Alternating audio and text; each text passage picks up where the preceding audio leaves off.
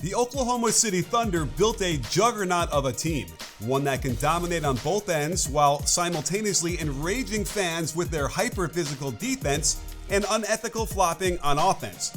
But it hides the fact that they ignored the very real signs in the regular season that their offense simply cannot generate advantages with enough consistency against one specific group of players.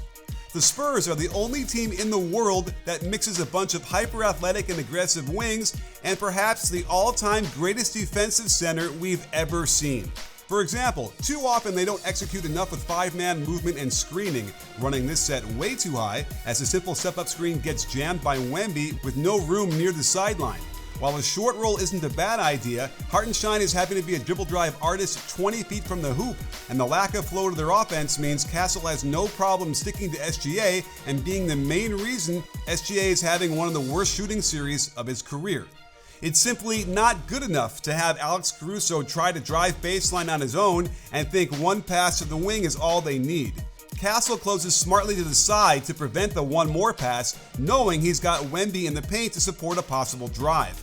As the shot clock winds down, we don't see any screens, no player movement, just a wall of defenders in perfect position to offer support to a good one-on-one defender, which leads to the worst shot in basketball, with a foot on the three-point line.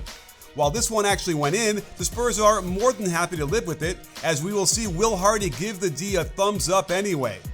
Let's contrast this to how the Spurs are running their offense, relying much more on team concepts to work together to force the Thunder into disadvantages that give up easier shots. They spammed one set to begin the game, and it's a microcosm of the whole series when they've beaten the Thunder convincingly in 3 games. It starts by revolving 2 cutters simultaneously around the court with each high post screening for them, one as a flare, the other as a pin down. Now watch how De'Aaron Fox gets the flare screen after entering it to the wing, while Wemby is setting an inside ball screen for one of their best drivers to his strong right hand. This instantly lures Chet to help one pass away, opening up the easiest pass they have and an open shot for their best shooter. Here it is again in the next possession with the same entry and flare pass across the top. This time, Wemby waits a beat before stepping up the screen. Chet learned his lesson and won't help so far, and this catches Hartenstein doing his natural drop coverage into the lane, meaning Wemby is wide open from beyond the arc for the 3. This kind of continuity serves to help this young team get comfortable with the game right off the bat, and if it ain't broke, don't fix it. Castle adjusts his route to get to that right wing.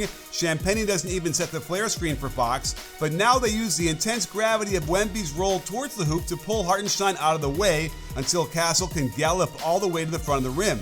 And if you're wondering why Hartenstein didn't block this, it's partly because Wemby was grabbing his arm and holding him back a little bit. Let's get back to the Thunder offense, as you can see how big a drop-off in offensive rating they've had compared to the earlier rounds in the playoffs. They simply cannot get by on their good looks with just a simple ball screen and a spread floor. The Spurs are too good at pressuring the ball and having Wemby along the back line to clean it up. They got worse on this possession as they want to get Castle off of SGA with a quick screen, but without any other movement from the Thunder, Wemby can just zone this up and influence SGA to give the ball up. Relying on Chet to be a dribble drive creator is not going to get it done in this series, and Dort's shooting has been so bad that I suspect they'll bench him to begin Game 7.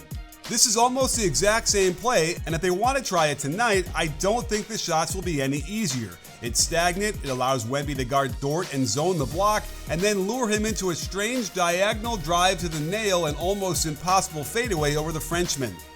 While the score was still close, I hope I'm making it clear why the blowout became inevitable.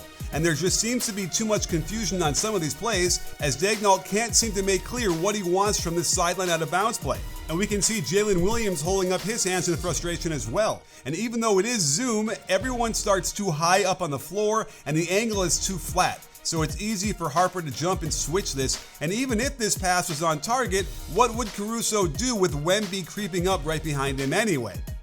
It's not to say that they don't run good offense. Every once in a while, they uncork something recognizable. But if they have any hope of scoring enough of the kind of baskets that will earn them a victory in Game 7, they're going to have to get on the same page a lot more, which will no doubt lead to SGA scoring higher than expected, which is why you should head over to PrizePicks. They're now a preferred partner of the NBA, Not only can you win cash by picking higher or lower on a variety of box score categories, now that the playoffs are heating up, they've got a Do It Live 2026 NBA Finals sweepstakes.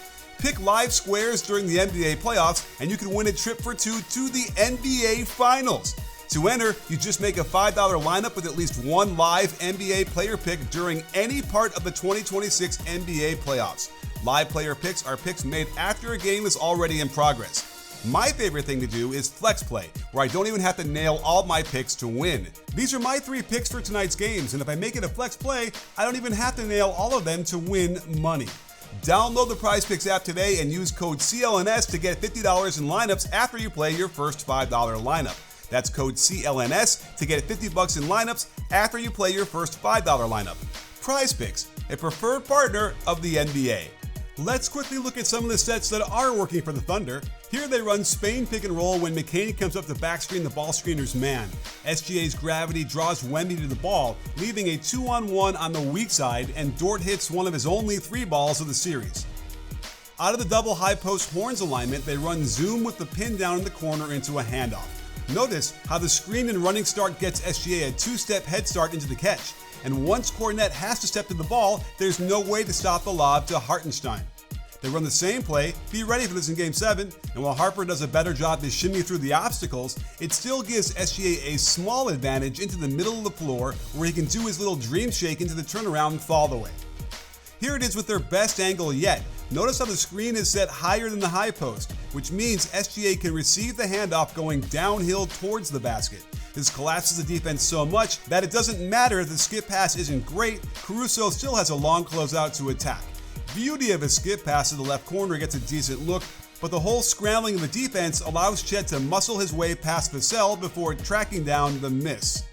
It doesn't have to be that complicated, just enough of a team concept to bend the defense out of shape, like this delay action back to the top of the key. Jay Will keeps on this get action with McCain, and watch how the cut forces help off the corner. That's plenty of room for Wallace to quick release this with a nice roll to drop through.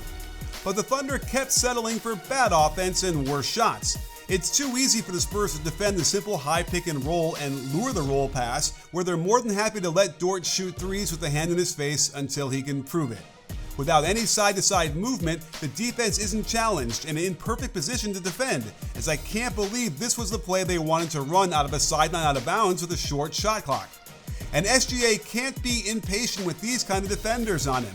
Another sideline out of bounds play with no action as the shot clock dwindles down and we get this forced and very low quality shot that began the blowout.